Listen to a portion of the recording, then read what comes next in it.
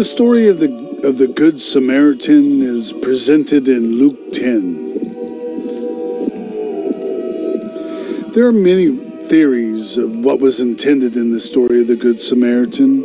In my opinion, the story is best considered in the simplest manner, to indicate how we can inherit eternal life, to illuminate the concept of the royal law, to define the term neighbor, and to emphasize the concepts of charity and mercy.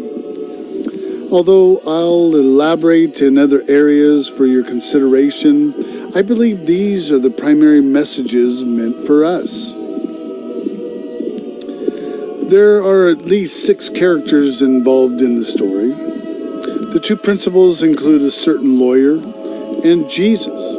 Jesus was the storyteller, and the certain lawyer was the primary audience. The characters within the story include a certain man from Jerusalem, some thieves, we don't know how many, a priest, a Levite, and a Samaritan. During the time of Jesus, Israel was under Roman law. However, lawyers referred to in the Bible were almost surely religious leaders who were expert in Mosaic law, not Roman judicial law. This distinction may be important because it's indicated the lawyer in the story tried to tempt Jesus. Between the 2 groups, the Jews were more at odds with Jesus.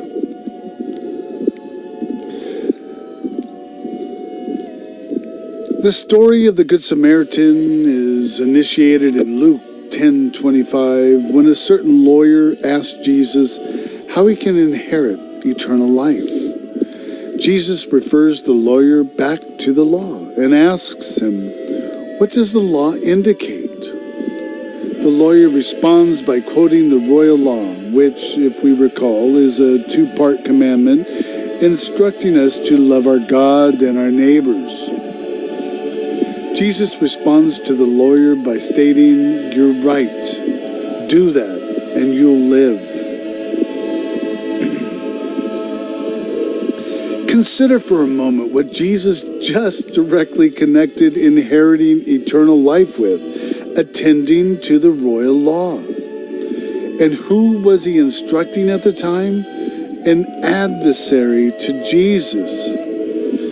Then the lawyer, willing to justify himself, according to Luke 10:29, asked Jesus, "Who is my neighbor?" This is the setup to the Good Samaritan story, and Jesus delineates it to the lawyer and to us. A certain man who is traveling from Jerusalem gets attacked by some thieves. The certain man is left to die. A priest happens to pass by, but offers no assistance. Then a Levite passes by, but he also offers no assistance. Then a Samaritan comes along and assists the certain man, tends to his wounds, provides him sustenance and lodging. He promises to pay the lodge keeper. Any money owed for keeping the certain man safe until he returns for him.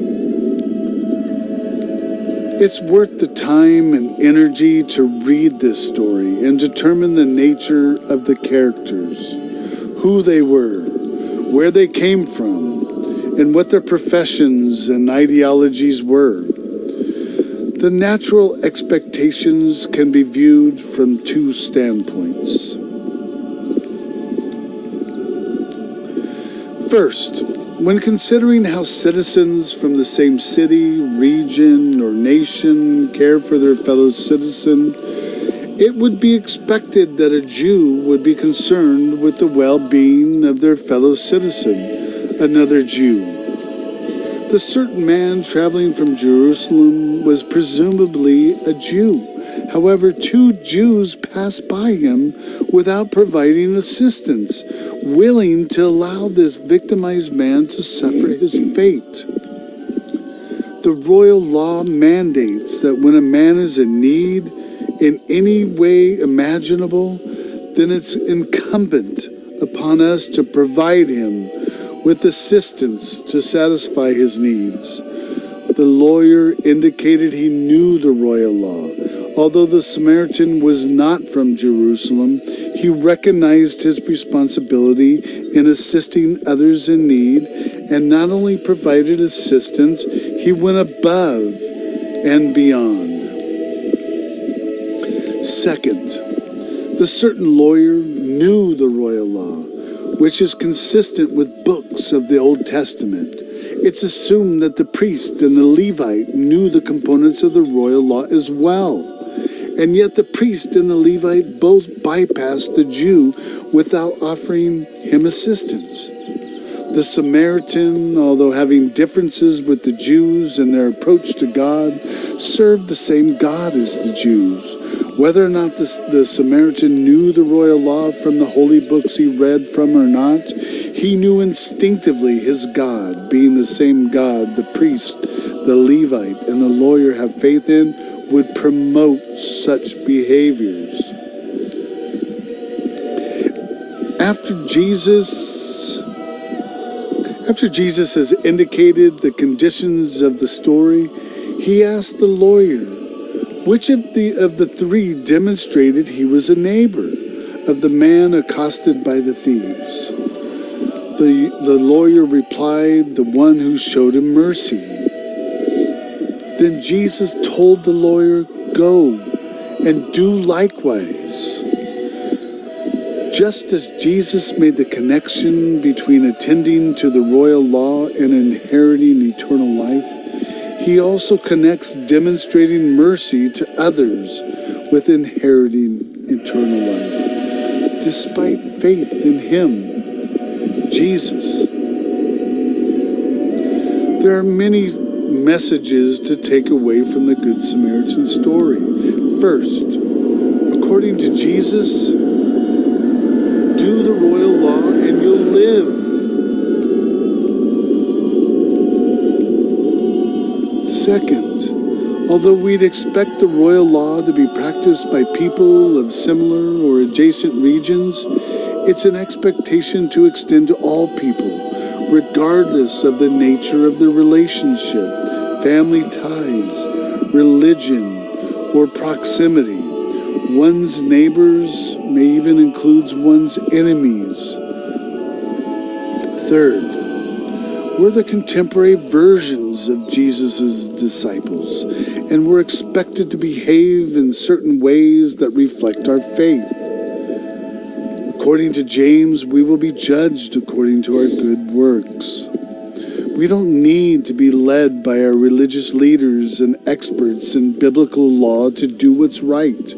We know our Father is a God of love, not bounded by nationality, political or religious ideologies. The religious leaders and Mosaic experts of Jerusalem weren't following the law or the will of God, although that's exactly what their profession and faith dictates.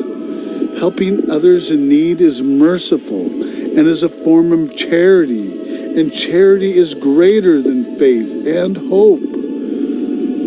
Mercy and charity fall under the royal law umbrella.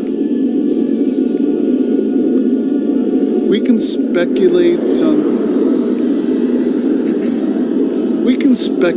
on the conditions of the incident and what should and could have occurred in much more depth. But the intent of this story, in my opinion, wasn't meant to go to that extent.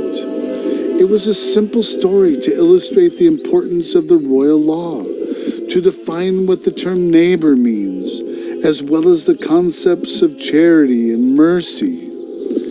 The Good Samaritan story indicates that in meeting the royal law, we will inherit eternal life. It indicates that regardless of who we are and who's in need, if we can help, then we're supposed to help.